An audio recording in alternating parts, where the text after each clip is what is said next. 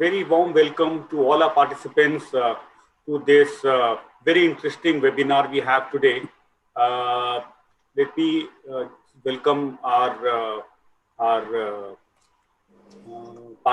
panelist as well, Deepesh Salgia, and he is an IITM, SPJI, MR, and UACLA alumni.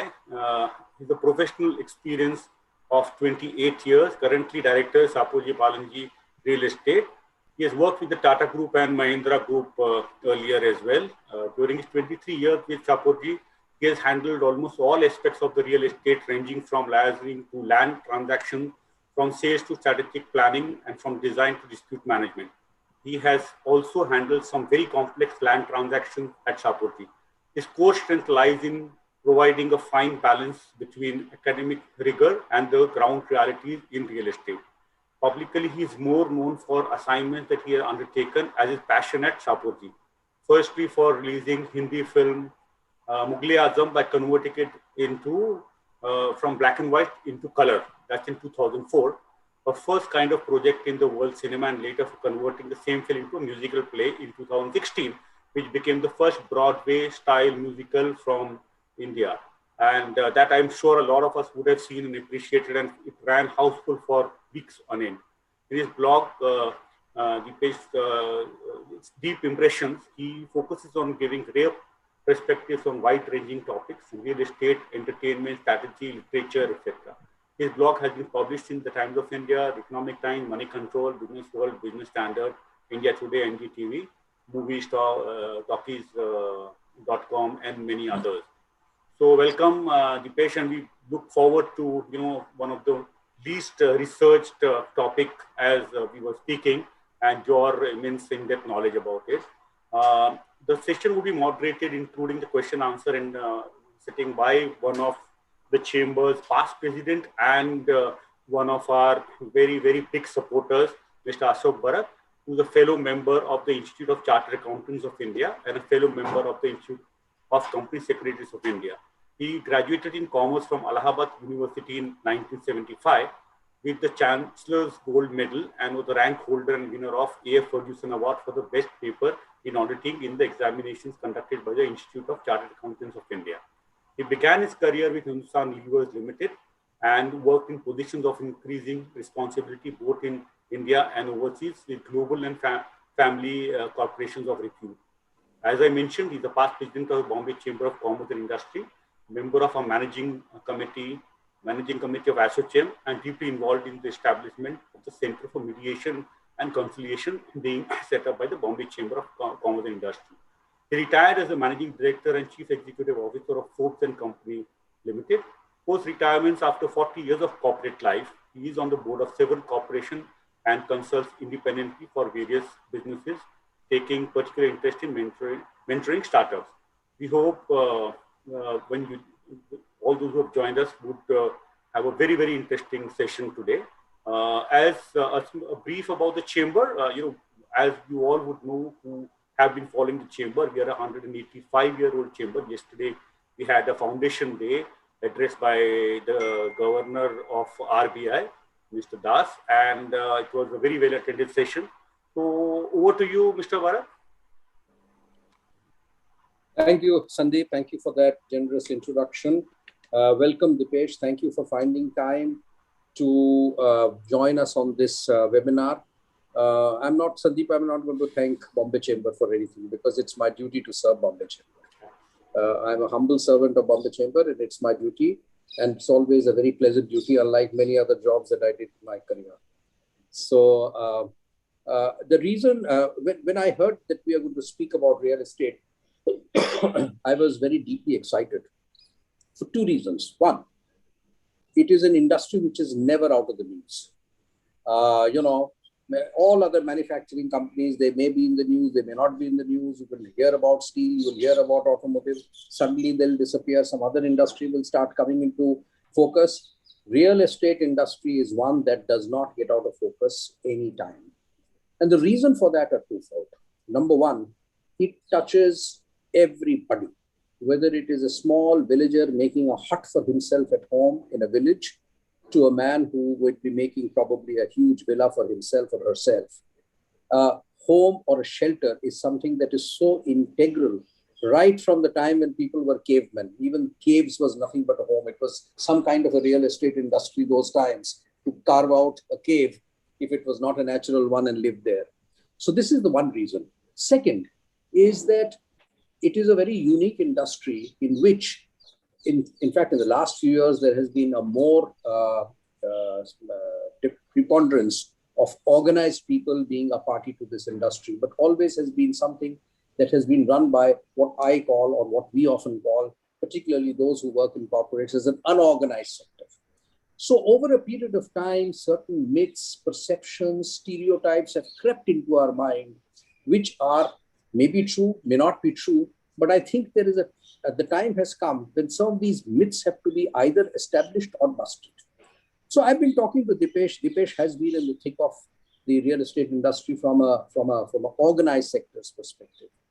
But what has made Deepesh a little different from the others is that whilst he has gone about doing a 24/7 job, he has also spent time in understanding the core essence of this industry. What does it mean from an organized perspective? What does it mean from a mathematics point of view? What does it mean from a commercial point of view? What does it mean from an economic point of view? It is an industry which has got as many KPIs, KRAs, and metrics for performance appraisal as any other industry.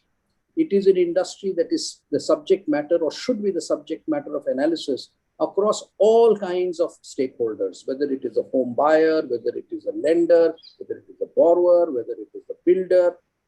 Unfortunately, lot of this narrative is lost in our popular perception. And because it gets lost, it sometimes, as they say in English, give a dog a bad name and hang it. That unfortunately has become true. But the more you dive deep into this industry, which, by the way, is the single largest provider of jobs and employment, if you really look at the direct employment and indirect employment that it creates, I think it deserves to be treated with far greater respect, far greater sincerity, far greater research, and far greater caution than what we have. I think we owe this industry a sense of an expression of apology, that we have allowed our public perceptions. In any industry, there will be good people, bad people. We have allowed the people who have not been fair and proper in the dealings to cloud our judgment about this entire industry. And I thought that as a thought leader, as a respectable chamber, as a chamber that has always had a point of view which was different, not necessarily the right one, but always different and based on ethics and based on research, that we should have this workshop or this seminar, and in which we get someone like Deepesh to speak about it. He's not going to be judgmental. He's not going to ask you to vote for it. He's not going to ask you to vote for this industry. But he will ask you to appreciate that this industry can be as scientific as any other, whether you are manufacturing a pharmaceutical, or whether you're manufacturing a car, or whether you're manufacturing soap or anything else. So this is the core ethos and the reason why we chose to have this webinar. And I think this is, even if we have been able to change the 40, 50 minds or 60 minds that you have joined this webinar to have a better appreciation of this industry, and they go forward and explain this to the rest of the world, I think we have achieved our objective. So I ask you, ladies and gentlemen, to give Deepesh a patient hearing. Please feel free to ask questions and keep an open mind as he speaks. So over to you, Deepesh. The floor is all yours. Thank you, Mr. Barat. And at the outset, I would like to thank Bombay Chamber of Commerce to give this opportunity to present my ideas and my thoughts before this August audience. And I hope I can propagate my ideas to you, and you can then take it forward. So with that hope, I welcome you all to this presentation, and let's begin. Yes.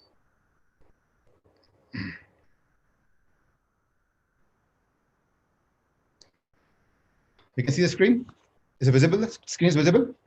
Yeah, I presume so. Yeah. So the topic today is real estate cracking the complexities. And it basically is in three parts. The first part basically is about why the real estate industry is so unresearched. What are the reasons behind it? The second is because it is under researched, there are a lot of myths around real estate. So what is inside does not appear to be the same from outside. So what are those myths? So we'll understand some of the popular myths. And then, given the fact that industry is unresearched, there are myths. So what happens is that because of these myths, the decisions at the policy level or even at the board level do not align with the ground realities. So how can we align the ground realities and the policy making? That's the third part of it. So let's begin the first part. What makes real estate so unresearched? Now, before I begin, let me tell you that a lot of portion of this presentation is part of my proprietary research. So you may or may not find it in published sources or on the internet. That's why you're free to agree or disagree on any of the points. They're just the thoughts and ideas. So first one of the key observations that I have done in 25 years is that many of the principles of microeconomics and marketing that apply to other businesses do not apply to real estate. Now, this point will keep coming off and on during the presentation, but just to give you a glimpse, how does normal teaching at B school or at economics school or finance school happens is that they first teach you theory, and then there's a corresponding business case. So then you apply your learnings of theory into the business, and that's why you master it and you develop insights. So you may have done in your B school many cases on chemical industry, automobile, banking, FMCG. But how many cases have you done on real estate? 0, 1, 2, not many. So there are not many research published material available in research, not many business cases. That restricts their insights in the real estate. And that's again because the theory does not apply in real estate as it does to other businesses. The second reason why real estate is so under-researched is because most of the businesses are owner-driven. Unlike other businesses like automobile or maybe FMCG, you generally would have a professional, an outside CEO who will change industries or who will change at least companies within the industry.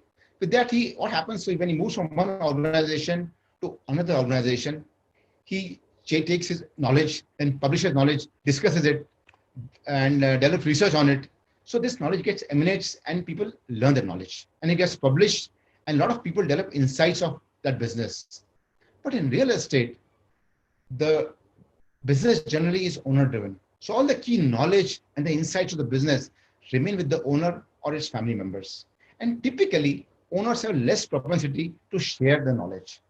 So all the knowledge of real estate generally remains with owners, does not get propagated as it happens in many other industries. The third reason why real estate is so under-researched is that the PE fund managers who are supposed to be the big real brains in industry, they basically they actually co-manage many of the companies in which they have invested in. So they sit on the board and in a way co-manage the company. But even if you ask them, their knowledge of real estate would hardly be much. Their normal interest in most of the investments is restricted to their security cover, and their fixed rate of return, what they want to expect from the investment. Nothing beyond that. In other businesses, they will say we want to go 5x, we want to go 7x, we want to go 10x. So they do not only develop insights in the business, but they add value to from themselves. In real estate, they just leave it to the developer and they just protect their own interests. So largely all the sources of information that happens in other businesses, either through publications or through CEOs or through PE funds, does not happen in real estate. So this industry remains generally under-researched. Now, I guess give small data. The share of real estate business in countries' GDP is about 7%. But share of real estate in countries' market cap is just 1%.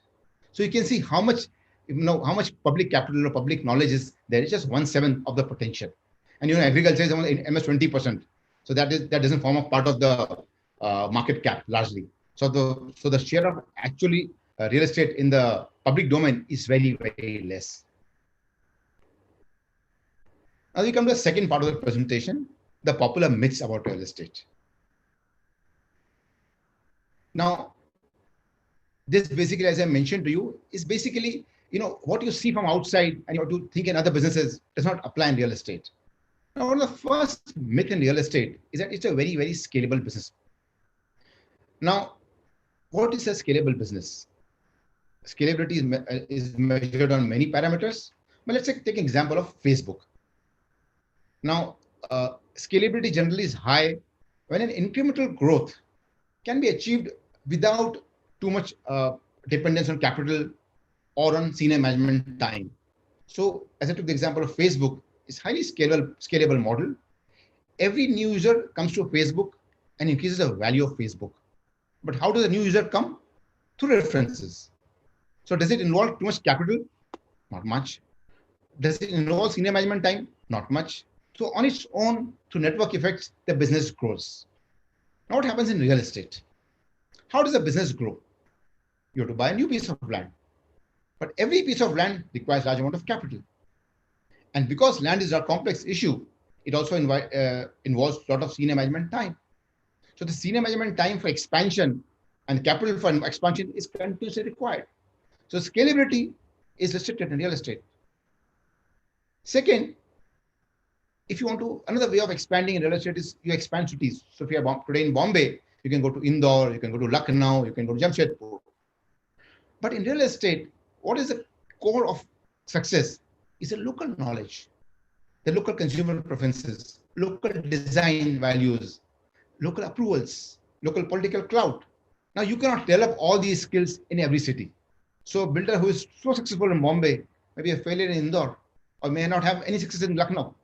So the potential to expand geographically is also restricted, which again reduces the scalability of real estate.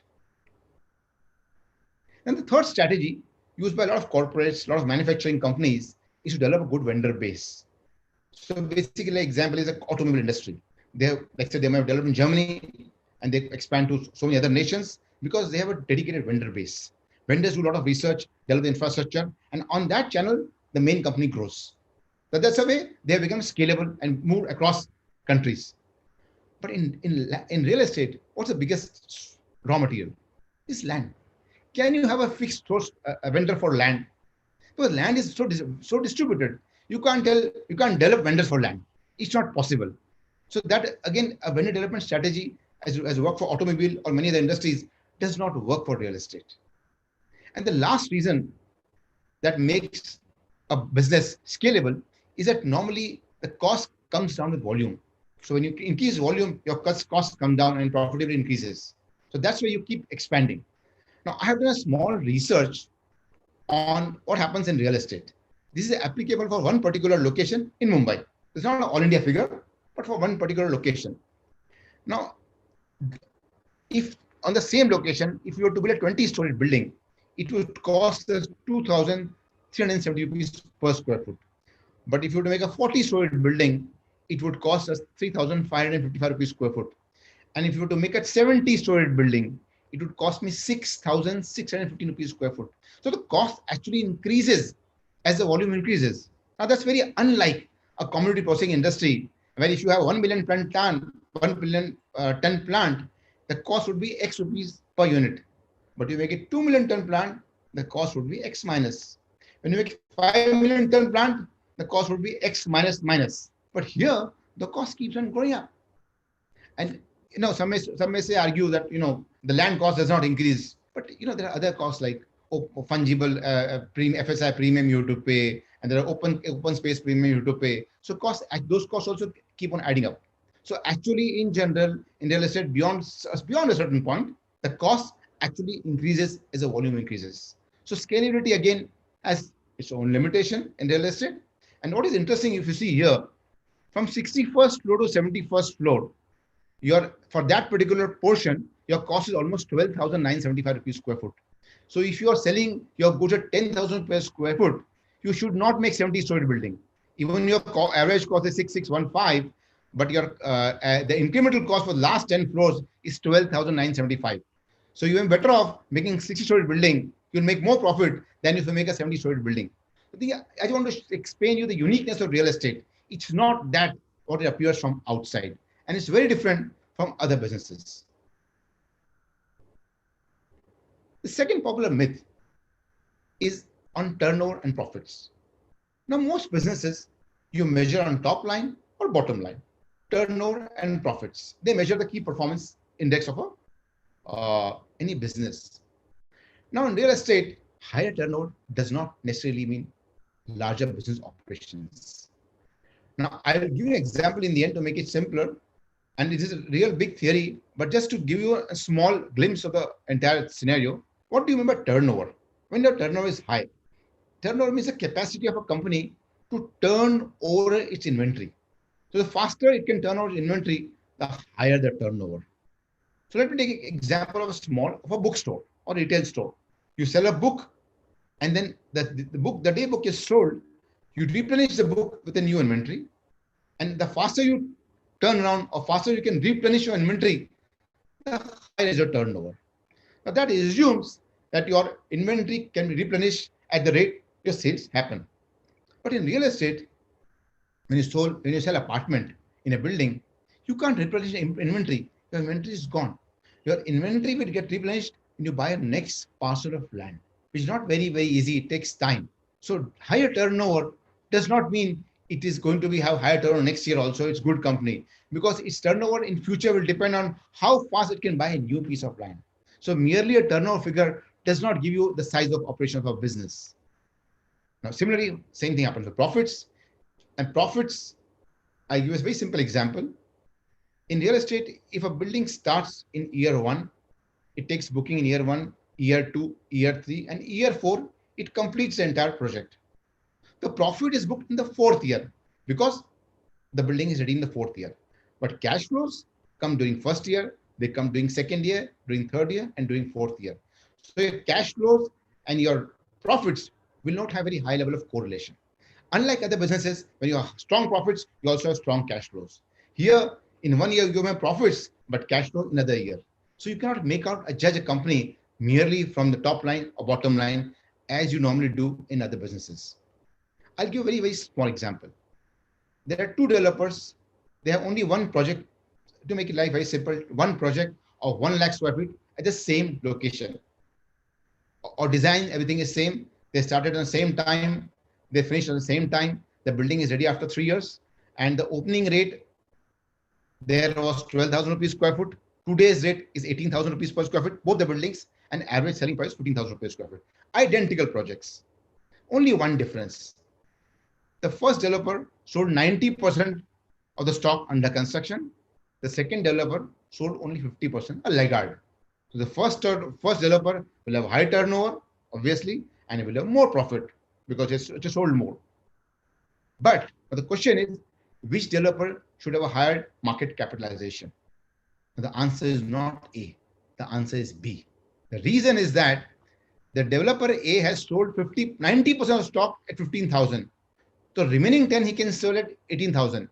Developer B has sold 50% 15,000, and remaining 50% he will sell 18,000. So despite being a laggard, despite having lower sales, lower turnover, lower profit, he is more valuable. So what I mean to say that this business is not as it appears from outside. Next, another popular myth about real estate, and you will read a lot about it in newspapers. Builder logo price kam kar deni chahiye. The market will expand. They should clear the inventory. They will sell fast. Unfortunately, it's a great line for a media, great tweet, but not a reality. Real estate does not work that way. And I know a lot of people will not believe me. They will say you're a builder ki bhasha baat kar rahe hain. So let me explain you from the core of microeconomics why this is not true. So basically, economics, we study the demand curve. You have a price and your demand, lower price point, your larger demand. So it's a downward shape, or downward sloping demand curve. That happens for typically products like iPhones, TV sets, two-wheelers, because if the prices come down, more people can afford iPhones, more people can afford two-wheelers, market expands, and there's more demand. Similarly, and for commodities like polymers, aluminum, if aluminum prices come down, aluminum can replace steel in many applications. but demand for aluminum will increase. Similarly, polymers, as the prices come down, they'll find new applications. So demand expands, the market expands, demand increases with price coming down. Now what happened for equity stocks? Demand for equity stocks. If the price of an equity stock comes down, what will happen? Will the volume increase or will the volume decrease? In general, the volume of trade on real estate, on stock market will come down when the price of equity comes down. Because people actually invest in stock market for making money. They want the money to grow. So prices are falling, they would feel really better off if you buy it tomorrow. The same thought does not come when they buy iPhone. They know the iPhone price will come down. They'll still purchase because they want to consume it. Equity stock, they want to invest and make money. So price गिर रही है, so let's wait for some time. So basically, consumption products and investment products have different demand curves. Now what happens to real estate? Very interesting category. It's a composite product.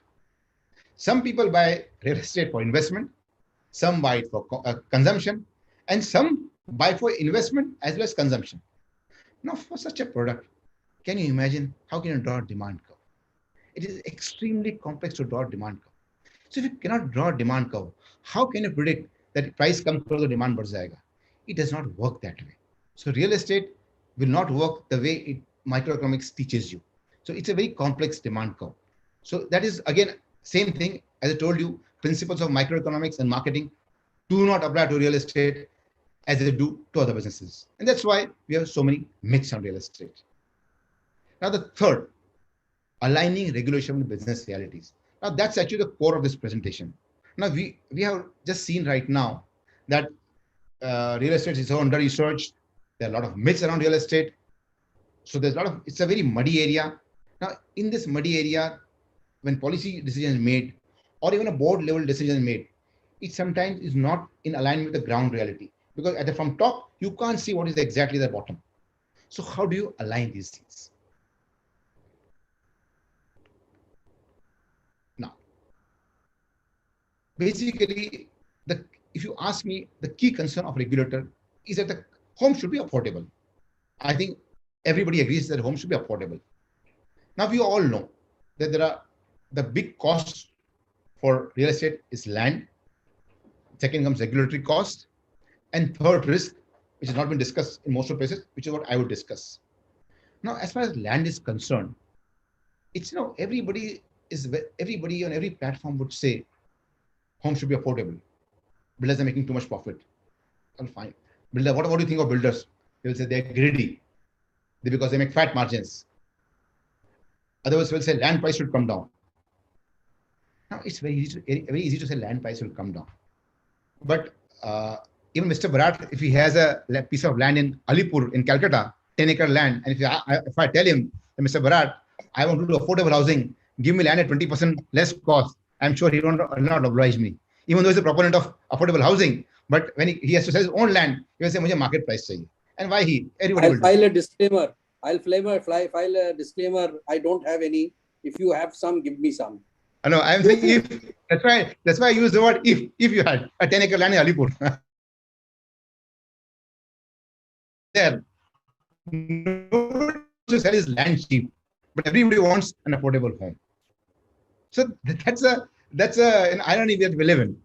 And even government says, you want an affordable home, but when the government has sold the land, it will do an auction. An auction, who will buy it? The one who presents the highest price. So land ko kam price karna, that's something almost impossible. It's widely distributed. There's no single seller of land.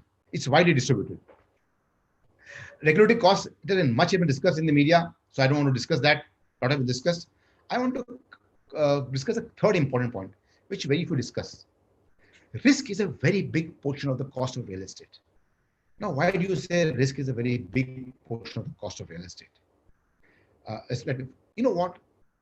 Risk means basically higher the risk, higher is the expected rate of return on the capital invested. Your CAPM model, capital asset pricing model in standard way. So when you have a business which is very high, the equity investors in the business will expect a very high rate of return. And we have very high, the expectation of return rate are very higher, you have to work on a higher margin. And if you work on higher margin, you cannot have affordable homes. So if you want to have affordable homes, you need to reduce the risk of the business. See, because you can't cut land costs, let's focus on the risk of. Risk is something very internal to the country. As a country, as a nation, we want affordable homes. So if we can reduce risk of real estate, the cost will come down because the expected return on the capital will also come down. Now, how can you de-risk the real estate business? Now, the biggest risk of real estate business is, you know what? We are in a business in which we have a single monopolistic vendor. Now, please excuse me for using the term vendor, but for real estate, the approving authorities, is technically a vendor. They supply services of approvals, and that approval becomes a raw material for me, and with that raw material, I sell my products. So in a way, he's a vendor, but he is in a monopoly. Now, will any industrialist, I mean, so many people are from manufacturing industry here, would any industrialist put make a product in which the raw material is controlled by a single company? It's a very uncomfortable position, very difficult. In real estate, it becomes much more difficult. Why? Because it's not a raw material in true sense, it's a question of approvals, licenses. So what happens is that if in any industry, if you have a problem in a raw material, you can sue your vendor. You can ask for damage recovery. Okay, because of your raw material, the bad quality of your raw material, my customer had complaints. So now I'm asking for damages from you because you are supposed to have such service level agreement with me. But can you imagine real estate? If any approving authority gives a wrong permission, tomorrow, can I sue the approving authority for damages? If tomorrow High Court says, no, these permissions are wrong and the project should be stopped, can I go to approving authority and tell, no, you are given wrong permissions because I've lost money? I cannot sue the approving authorities. In fact, most of the cases, people will say, builder ne paisa khilaya hai. So it's good for the developer to keep mum. So you cannot do damage recovery from vendor. So there is no control or quality of the vendor, which happens in most of businesses. That becomes a big risk for any business to have a single sole supplier of one of the key services or key raw material. So how do you address that risk? So one of the ways is that you take inspiration from 30 years back. I think Mr. Barat will very well know, and Mr. Costa would also know. 30 years back, in 80s I'm talking of, when you had to come with an IPO or a rights issue or raise any kind of money from public, you could not do it so easily as you are doing it now. There was some body called Controller of Capital Issues. It's called CCI, not BCCI, CCI. So this control of capital issues would approve what will be your pricing of equity share, how much can you raise from public, when can you raise. So all are approved by CCI. Then in the early 90s, SEBI said, Ministry of Finance said that no CCI, and from now onwards, private money bankers will approve the IPO. They will vet the prospectus. There's a big hue and cry. How can private authorities do it? But ultimately, system worked, and today merchant bankers practically doing most of the job. So on similar lines, approving authorities can license 50 people in Bombay. These are approved architects and engineers who can approve plans. And they are qualified. Ultimately, who sits in municipal corporation? Architects and engineers. They can in private bodies as well. Like my father was a chief inspector of boilers and MP. So earlier, the inspection of boilers was done by government. And later, he introduced private bodies. So private bodies also could approve boilers, how the boilers would function. So it has happened in many industries. Why can't it happen in real estate? And somebody may say, usme FSI ghotala hoga, ye hoga. Fine, there are mechanisms. You can say when a private body approves a plan, it can put on the internet. And for 1 month cooling period, anybody wants to complain, he can complain. For 1 month, there are no complaints, the plan is deemed to be approved. So you can have checks and mechanisms. But once you have 30, 40 approving authorities, the huge amount of risk is removed from the business. What happens? A different kind of investor base will come to you because there is no risk of High Court staying because of wrong approvals. That risk is gone. So that I think, and the time taken is all reduced. So I think that is something, a big change that I think we can, as a country, we can look at. When the risks are less, you have less cost of capital because you have better investors coming into the business.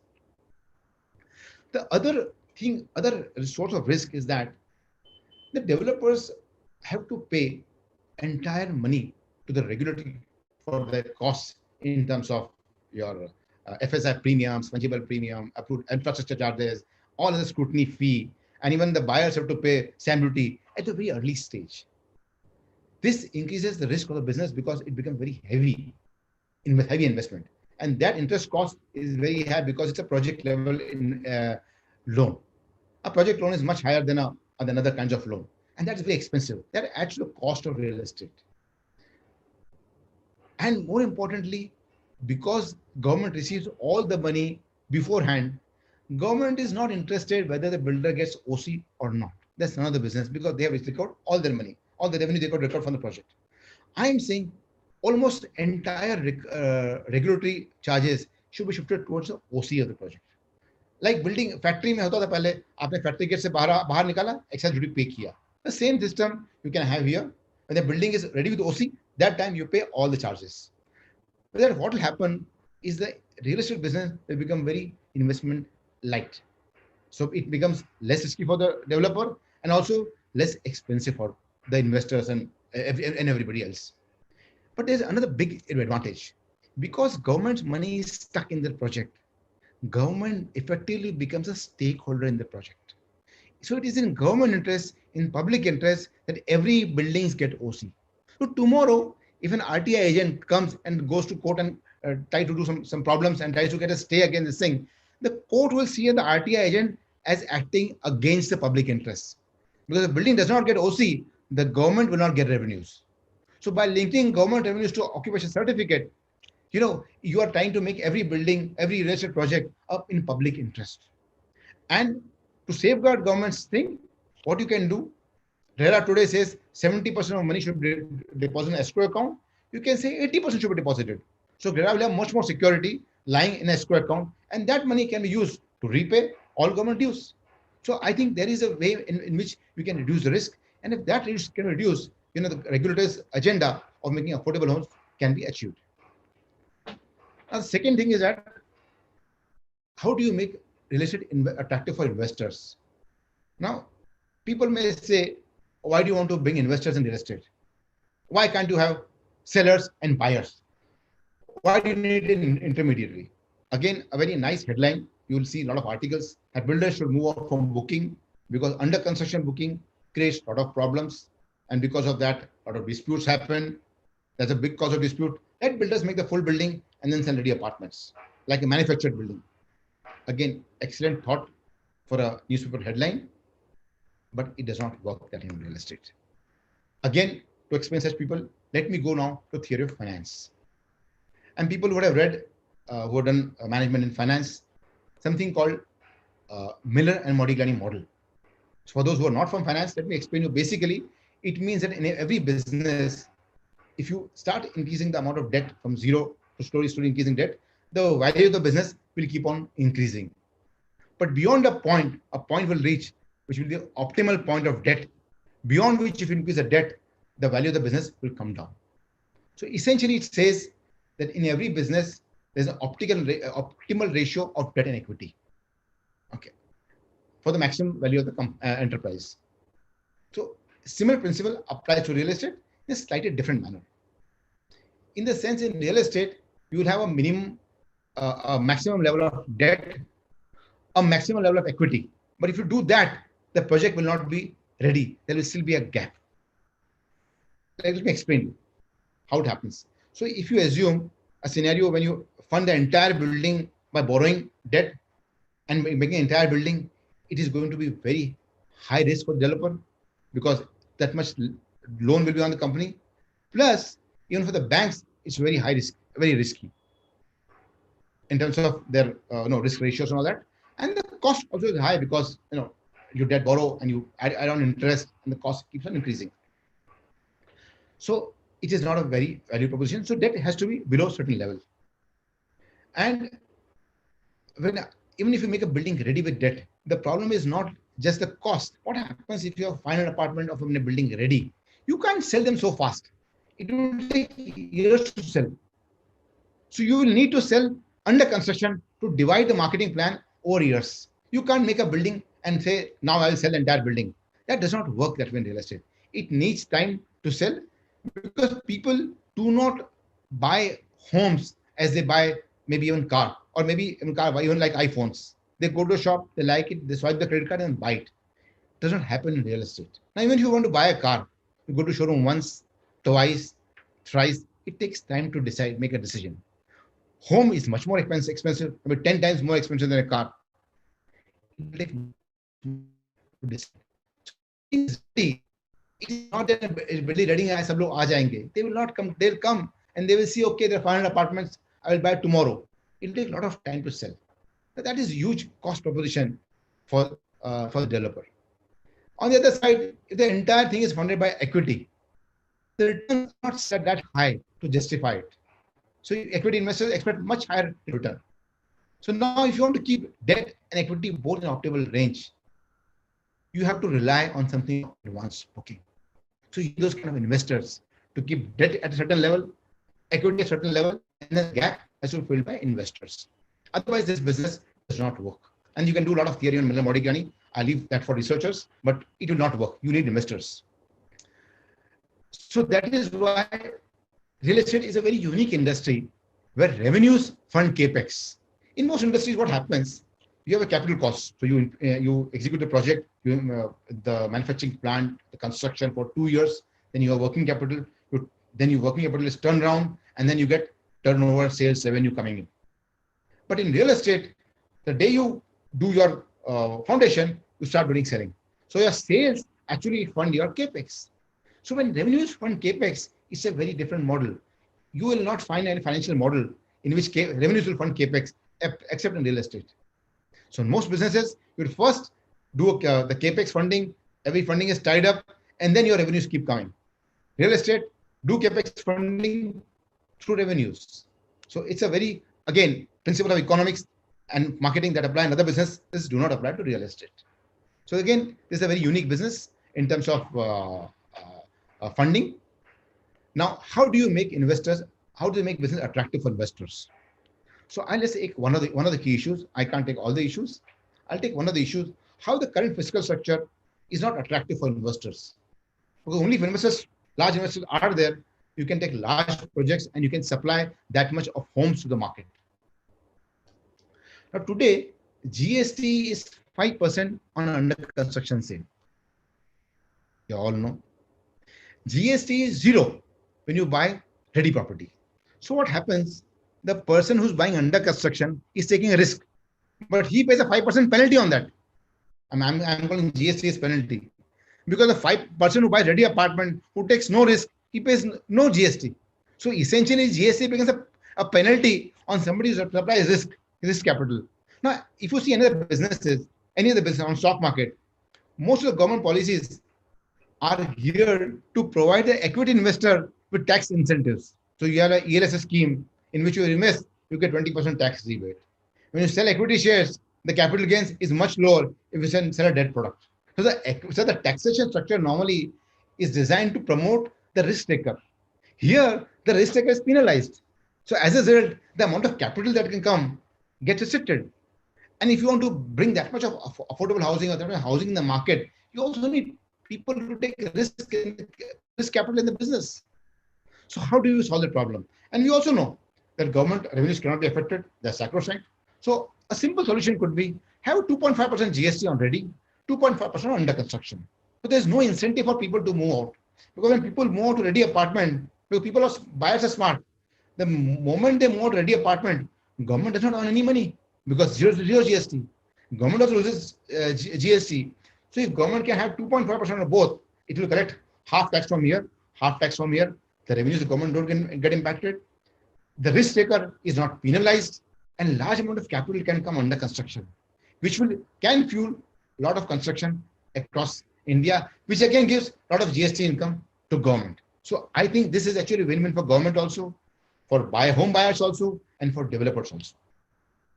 So I think this is something government can take it, and they can make the regulation in line with the requirement of market. Now, another important thing is that you have to have innovative financial structures for real estate, because there is limited innovation asset you can do in land.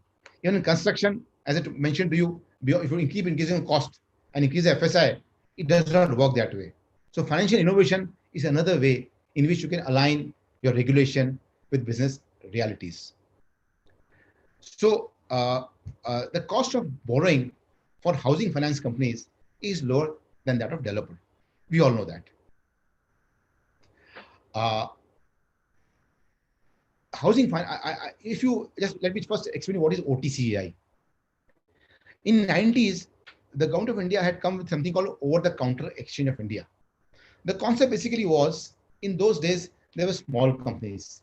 They wanted to come on with IPO, but they ran the risk whether they will sell the IPO or not. The huge amount of marketing costs. Their company was not so well known in the public domain. So they would go to an investment banker or a merchant banker or large investors who would buy the entire issue at a discounted price. So the new company knows, at least I get the money in advance. I don't have to run the risk of selling the market because he cannot risk his business plan based on public perception. And the large buyer, the merchant banker or investor or institutional investor, would sell the equity over a period in the market and slowly bring liquidity in the market. And the advantage for the small investor was that because there's a big institutional investor who has backed the project and who has skin in the game, the company must be good. His risk and comes down and confidence increases. For the issuer, the advantage was that his business plan do not get affected by the public perception. He gets the money and can start doing the business. Even the market is down, he'll get somebody to buy his equity. So it's a very good structure. So it did not work for various other reasons because NSE came and there are a lot of other reasons, but it's a good structure. So now if similar structure can come for housing finance. Today builders have a problem that if they launch a project, it does not sell and they get stuck. What happens? And because builders could get stuck, new buyers do not want to buy under construction. कि अगर माल नहीं बिका तो मेरा पैसा अटक जाएगा. He doesn't buy. So there's a gap there. So if housing companies whose cost of borrowing is very less, they can buy some of the apartments from builder in bulk at a discount price, and then offload those apartments slowly over the next 3 years until the phase of construction to the home buyers. It can solve the problem significantly. I'll tell you why. Because housing finance company, when they buy, they would know all the scrutiny. They will also supply money to the developer. They will monitor the project.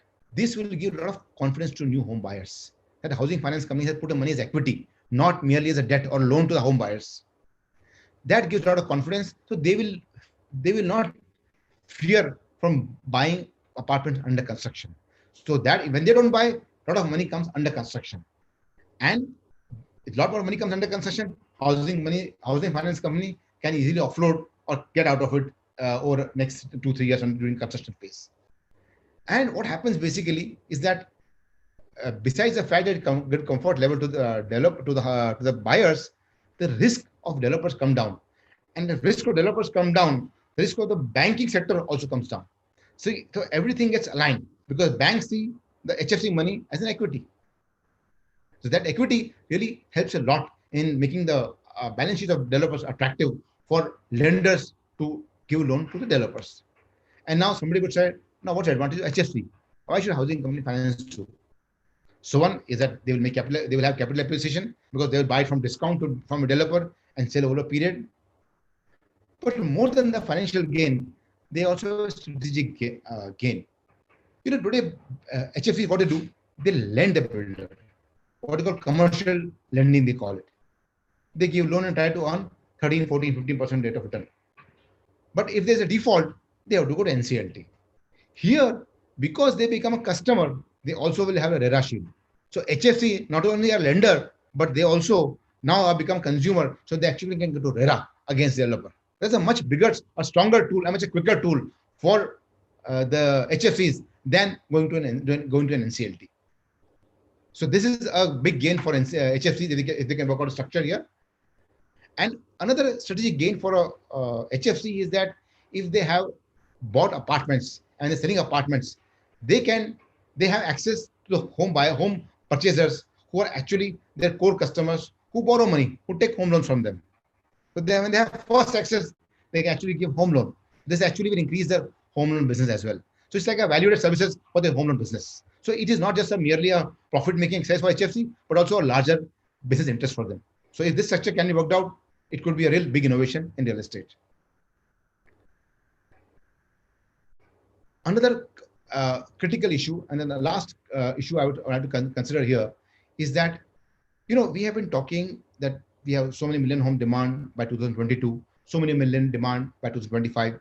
I agree all that. Fine. We need so many homes. India is a growing country.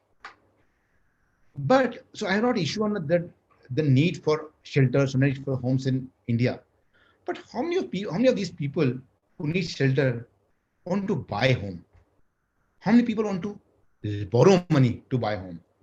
And how many people can be given loan by the housing finance company? Because see, there are a lot of people who have very mobile jobs. They can afford buy home, but they don't want to buy home. Jobs are mobile. Secondly, a lot of people are today, youngsters are marrying late. Earlier they were marrying at 20s, today they're marrying in 30s. So they have like big 8 to 10 years of gap when they're singles. At that time, they're not clear in life. They don't have a family. And the demand for home actually comes from where? From family. Because you have family, you want security. Because you want security, you need a home. But akela admi hai, I live in rental. The security is not that so critical. When family comes, security becomes more important. And that's what home gives. So basically, for those 10-year period, you don't need to buy home, but need shelter. So the solution is not necessarily affordable homes on ownership. The solution lies in affordable homes on rental. And similarly, there are a lot of people whose salary does not give comfort to housing finance companies. They may not have fixed salary, they may not have high salary, but rental, they're comfortable. Because rental does not put the home seeker into a big risk zone. So now, how does we solve this problem? Through renting? Because ultimately there will be limited amount of money that can you give on ownership. It's like, when a mobile phone came, you have a postpaid plan and you have prepaid plan. So postpaid plan you cannot give to a lot of people because you don't know paisa aayega ki nahi aayega. So you have to have prepaid plan for some people. But some people cannot be addressed by a postpaid plan. So it's like same. You cannot expect, you want to give shelter, but you can't give loan to those people. So how do you address that demand through rental? Now, why can't we develop rental? People say, how can you develop rental market? India is ownership market. People want to buy home. But let me explain you. 100 years back in India, I'm saying 1900, around 1900, 1910, 1920, Bombay market was largely a rental market. A lot of people who buy land and make buildings and rent out. That is why how you have this chawl system in Bombay. A lot of these chawls are actually owned by private families, wealthy families. And that was an investment proposition for them. And who would stay there would typically be either some places mill workers, some places middle class, who will working in some mill or some factory in Bombay or government jobs and trading companies, and they would live and pay on monthly rental. So it's a great business model. It's a great ecosystem where the rich own the asset and those who are coming in Bombay for a short period rent out. So in 1961, 54% in urban India were on rental. Today the number has come to 21%. At one time, rental market was very high in India. Today it's not so because of rent control laws and so many other reasons. But I'm sure it can be revived. Now people say the biggest issue is that rental housing demand yields are very low. Now if you buy a home, the amount of rental annual yield is very low. I appreciate, but there are ways of solving it. So first, it's not about an apartment renting. It's about entire building. Somebody has to buy the entire building at a discount price from a developer. His cost comes down, and the entire building has to be rented out. So effectively, his yield will increase. Now, if you add all the yields, the current yield in that case could be about 4%. Your capital appreciation could be approximately about 5% or next 7 to 10 years. And the rent also will increase every year by 3 to 5%. So if we add all these yields and reduce the expenses, you could earn a yield easily of 12% or maybe 15% in higher cases, but 12, 13% for next 7 to 10 years is possible, which is almost a steady income. Now, there are a lot of international funds. Of course, that they want expert deal in dollar and yield in dollar terms, but they would be happy with a yield between 3 to 5% yield. Now, there's a good gap between 5% and 12%. Now, I know that is in dollars, this is in rupee. So it's not an apple-to-apple comparison. But if government of India and the financial innovators of this country can come with a solution in which they can provide a risk product at a very low cost, in which some money is put by government as a subsidy or whatever you call it. Now, you may ask, why should government put subsidy? I'll come to that. But what happens, the cost of the rupee dollar risk is very low, which today looks but it's not should be not very high, but rupee getting so strong, you can get a large amount of international funds to put into rental housing in India and create large amount of rental housing stock in India. Now, why should government give subsidy? Is because firstly, government is giving subsidy anyway for rental, for apartment on ownership for affordable housing. Why can they give for rental also? Ultimately, the purpose to provide shelter to people. And this way, at least, it doesn't put the small people on risk because they don't borrow. They don't have to borrow and take a risk. Rental subsidy is an international practice. It's not something that's happening only in India. So there's no reason why government should not do. And the third very important reason, if a lot of people, as I mentioned, you will not buy homes, even if they give any price, they want to rent out. And if the rental stock is not available, I mean, they will live in a small shanty or wherever, but they can't live in pakka homes. If you want to improve the quality of life, you have to give rental homes. So if those rent homes are constructed, government is going to earn through GST on construction. They are going to income tax because the developer will earn, the finance company will come, the engineers will earn, and plus so much employment to workers. So the government has a multi-pronged benefits in terms of GST income, income tax income, employment. If they can give some subsidy on the financial product that can reduce the dollar risk premium. So it's in the government's strategic interest, and that's the only way it can have affordable housing for millions of people, or maybe a billion people in next 10, 20 years. So this, I think, is a huge opportunity. Probably I don't have an answer to it, but I leave this question to this audience, and so they can propagate it, and to the Bombay Chamber of Commerce and Industry, if they can discuss with the government and innovators to bring a solution. But that can be bring a real big sea change in the housing business in India. And with that, I end this presentation and look forward to question answers from you and from everybody in the presentation. Okay, thank you. Thank you, Deepesh. First and foremost, I would request you to do two things. One, of course, is we have a copy of the presentation, but are you willing to take upon yourself the responsibility of helping our committee to make a small representation on some of these innovative issues? You see, it's one good thing, and I'm glad that there are a number of participants here. We have almost half a century. So, in fact, at one point of time, it was more than half a century. Now we have half a century. So I'm sure that many of them will also be taking this up, but it would be good to put it together in the form of a 2 or 3 page note. And Bombay Chamber would be very happy to forward that. And it's important that, we say, we obviously will, in a government representation, you can't call it a myth. You will say issue and challenge and try and make it illustrative, because so that you are able to, get the attention of the people that matter. So I will work with you offline on making this happen, and somebody from the chamber will be in touch with you to put together some of these very innovative things like OTCI, controller of capital issues, and this will have to go. Real estate is unfortunately something which is driven largely by states. The central government has very limited role to play. But if we can push through some of these thoughts through the Niti Aayog and others, we would be very happy to do it. We'll have to think of how to do this. We will have to strategize. But so Deepesh, just don't stop at this presentation. You'll have to take it on from there. We got support and guidance. Yeah, absolutely. So we will be delighted to have help you. We'll put it together in a format and make sure that the right audience gets it, and so on and so forth. So we will take the responsibility of making sure that it reaches, but the thought leadership has to come from you. We have a couple of questions here, and I'm going to read them out. In fact, there are two very interesting questions. One is a question from a gentleman who actually wants you to respond to his challenge to your hypothesis that reducing price will not necessarily increase demand. Okay. Now this is a very it's a always a question. I've seen it in my company.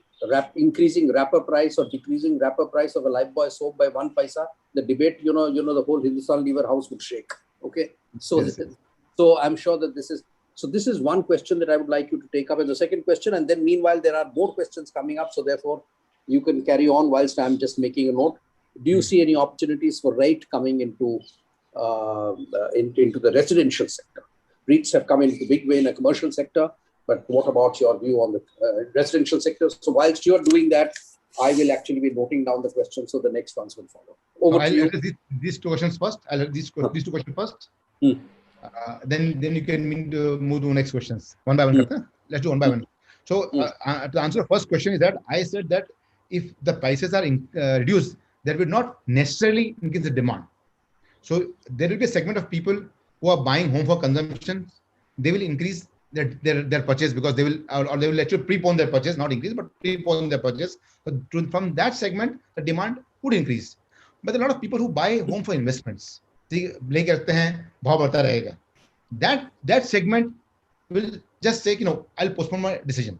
So a segment will postpone the buying decision. One segment will prepone it. So it will not necessarily increase the demand. So what I want to say is that it's not like a iPhone. To reduce the prices, there'll be big queue of people buying iPhones.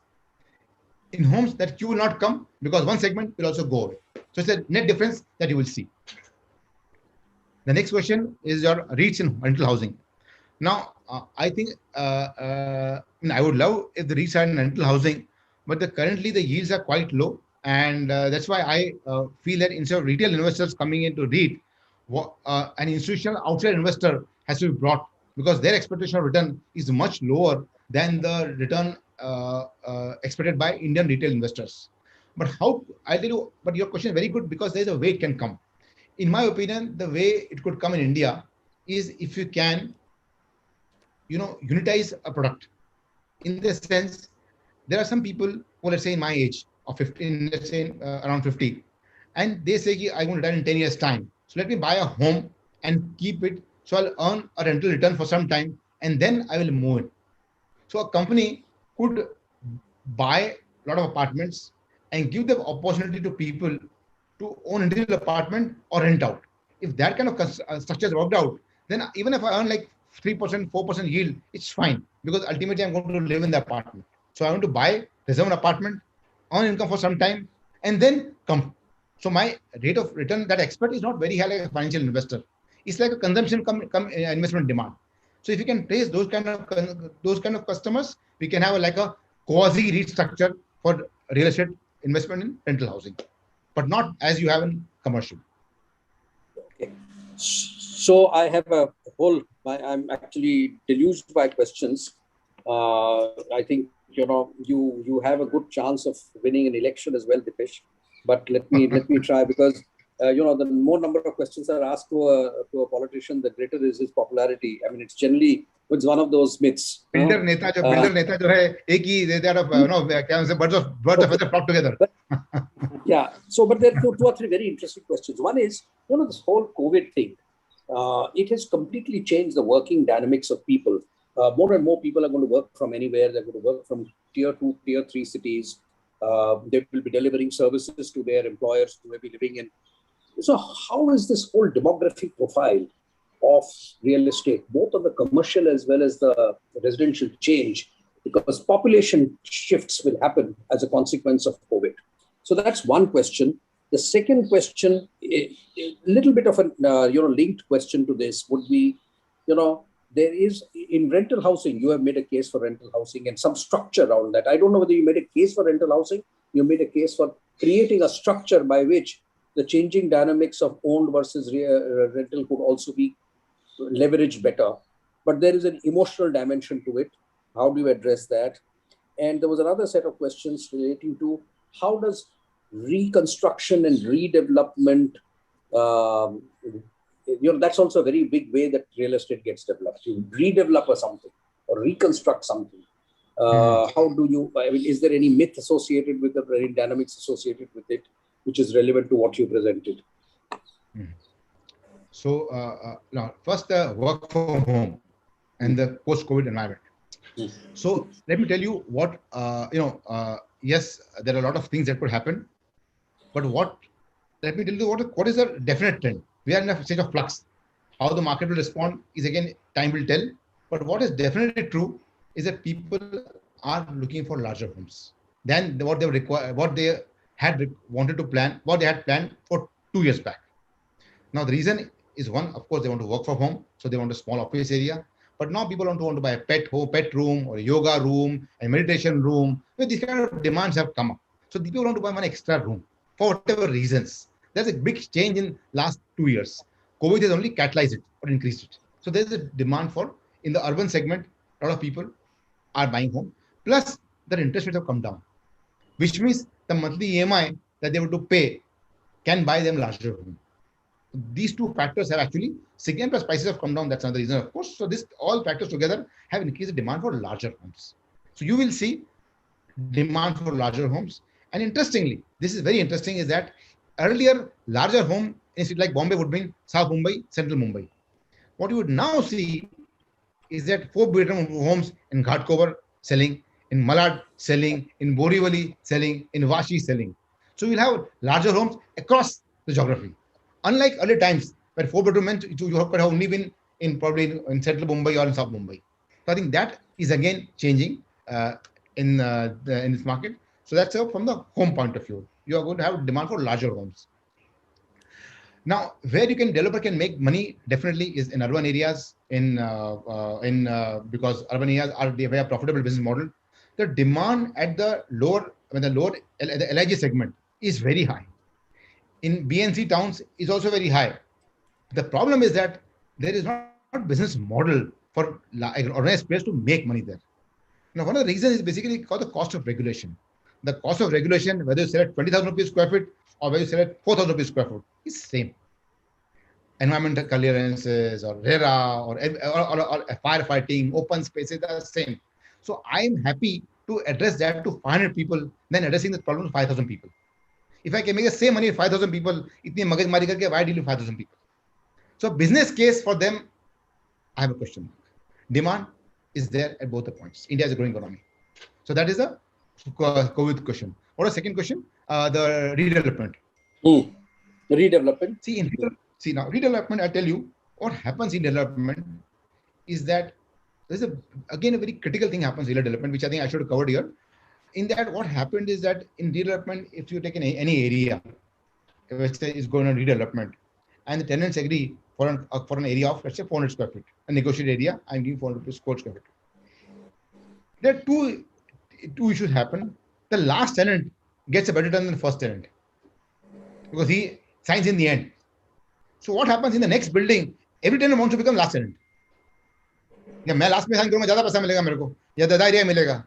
So that is I think that's a cultural issue or a human issue, what you want to call it. That's a big problem. And wherever government put norms, कि आपको 400 foot चाहिए, ये चाहिए, वो चाहिए, those norms typically keep on increasing because then 400 becomes 450. Like in slum, we had 160 and 225 kept on increasing. But what happens with that? The cost of redevelopment increases. And who ultimately pays the cost of redevelopment? A new home seeker. We give free area to people. So in Bombay, there are two kinds of people. Some who pay zero cost for home redevelopment, and some who pay a very high price. So you have that kind of segments in Bombay. But नीचे का price publish नहीं होता है. It's free. So in Bombay, you say 25,000-30,000 units are sold. Sold at a price. There are the numbers not available, but I think the number of free homes in Bombay are more than paid homes, which is which is not very correct, but that's the way reality is. So that market is a very complex market. You have a free market in Bombay, and you have a paid market in Bombay. Yeah. What is your advice? A lot of capital is locked up in stressed real estate assets. Maybe under IBC, under all kinds of things because of the lender's problem, the builder's problem, combination of two problems. And is there any way that we can unlock value of these very quickly without being improper? When I say improper, is, we live in a democracy and therefore it has to be not only be seen, not only has to be fair, but it has to be seen and perceived as fair. Okay. Is there any, I know there's no magic wand, but is there, do you have any radical thoughts on this? Because we could include that in the paper as well, just as so much value is locked up and why don't we do something like this? Okay. So see, as I always say, real estate every real estate case is a different case. Every city is different. Every colony, every area and city is different. So you cannot have one formula for all. That's my first remark. Okay. Now, because we're in a country and we have to have systems, we can't be different with different people. So how to deal with situation? So I would say first address the simple problems. The first issue is that there are a lot of land in disputes. And I think and there are a lot of redevelopment projects in disputes because of tenants and this thing. So I think what we can do is that we can have a special arbitration cells for these kind of projects, for land related and for tenant related problems. One special cell or a body of arbitration bodies inko settle karo instead of courts. Because courts can never settle these issues. Because legally, here these issues are debatable for hours. I will go to Supreme Court. Through arbitration, these can be settled. So the government, like as I told you, you should have private architects, you should have private arbitration cells. You say authorized by government or authorized by whatever, or associations, and then say these cells are there to settle disputes. They will follow some norms, not as strict as High Court, but they will say, okay, abhi tumhara itna ye leke khatam karo matter. So they'll find practical solutions to it, then legal solution to it. So my suggestion to you is that instead of trying to find a pure legal solution, we have to find arbitration cells that can find practical solutions to it.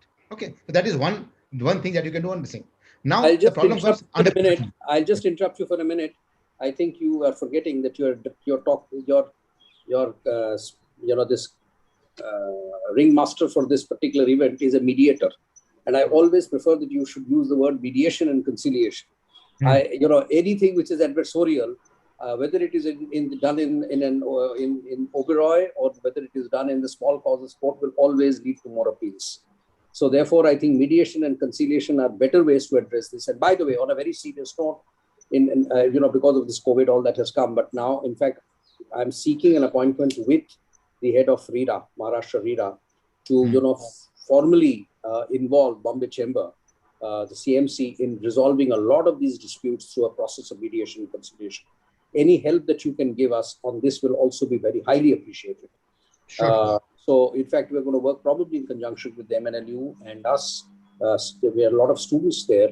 So we are trying to see if we can do this. So I think this is a very good thing that, one of the questions was actually, how do I get rid of all this litigation that is locking up so much of value? And I think a good way to do it would be mediation and conciliation rather than. Absolutely. I will have to, in the interest of time, I'll have to cut short the question answer session, but people are free to send in the questions. Deepesh will be happy to answer them, and Chamber also. As you have seen that we will be creating a kind of a white paper post this, because this is not just one of those knowledge sharing sessions, but actually a session from where we want to create a position paper. One is a personal question, and the other one is a little bit of an intellectual question. The intellectual question is, do you ever see a kind of an Oyo Uber model for real estate development in the country or anywhere in the world? And the second, which is an intellectual question, and the second one is a more simple Deepesh Salgia question. What word of advice would you give to a young couple who are buying a new home in Mumbai? What should they be careful of? Okay, now the intellectual question, the Oyo model. See, the Airbnb model is actually very good. The biggest problem in Mumbai that will come is security. Society is not comfortable in having homes where people come off and on and they go off and on. So the way that model could work is that, as I told you, somebody buys entire building, and entire building he sells to individual investors. Okay, and like somebody asked, what is rental housing in India? So it will work this way only. If let's say I as developer sell to one company, entire building, he offloads units to individual investors. So through a structure, they own it. They don't live there, but the individual guy then gives out an Airbnb. So basically, you're having a REIT structure, a sort of REIT structure where investors buy home, and you have Airbnb. So if all apartments are on Airbnb, there's no objection from society. Otherwise, in my society, if an apartment is there, people are not going to live in the society. They're going to object to it. So that will India mein culture mein nahi hoga. So if you have a dedicated building where you have entire building of all investors who give on Airbnb model only, that model I think could work. And then you can have a lot of services in the building, khana, pina, all gym, everything is there, dedicated and specially suited for those who come on Airbnb model. Like security, so what you're suggesting a slightly more sophisticated model of a service department. In fact, I was shocked to see that Mumbai, at one point of time, I was trying to look for a service department for myself. There are none. In fact, when I first came to Mumbai 20 years ago, I lived in a service department in Bandra.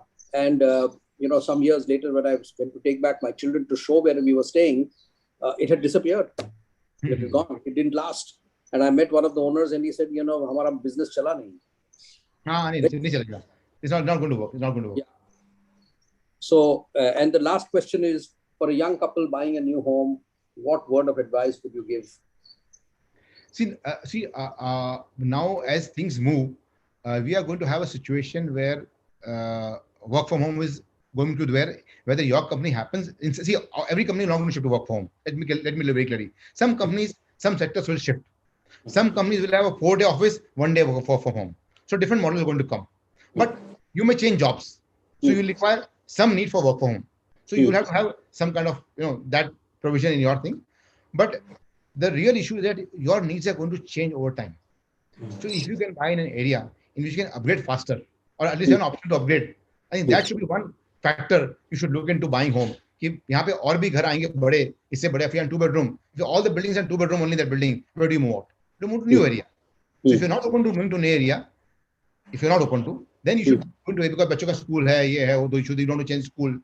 In that area, you should have some larger apartments as well, so you can shift there. I think that is one consideration that they can look into it. And second is basically, is a community. What community you do want to live in? Because people normally look at amenities, but don't look at community.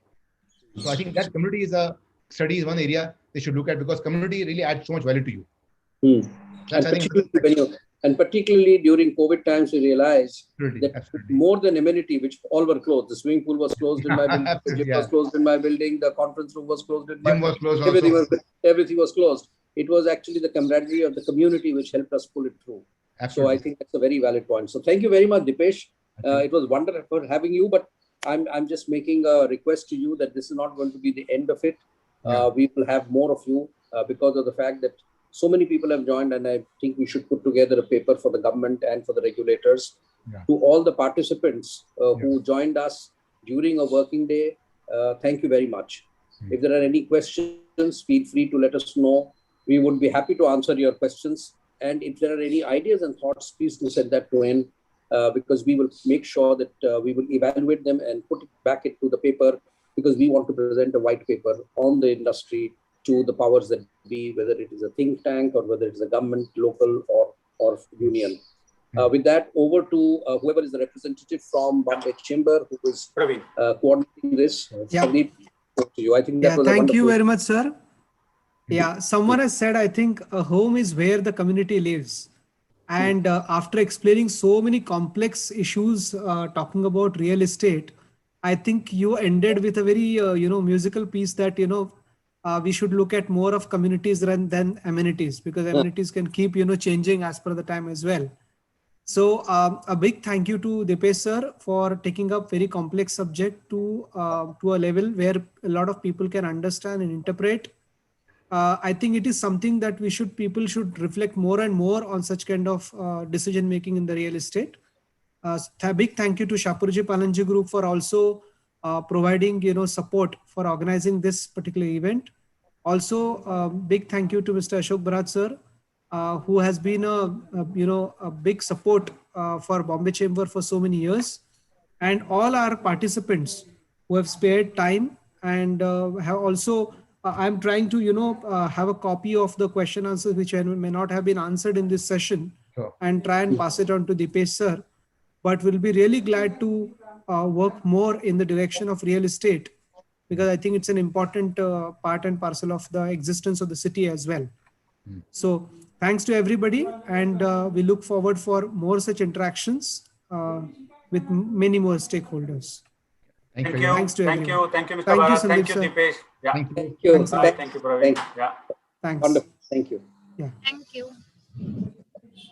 Well, thank you.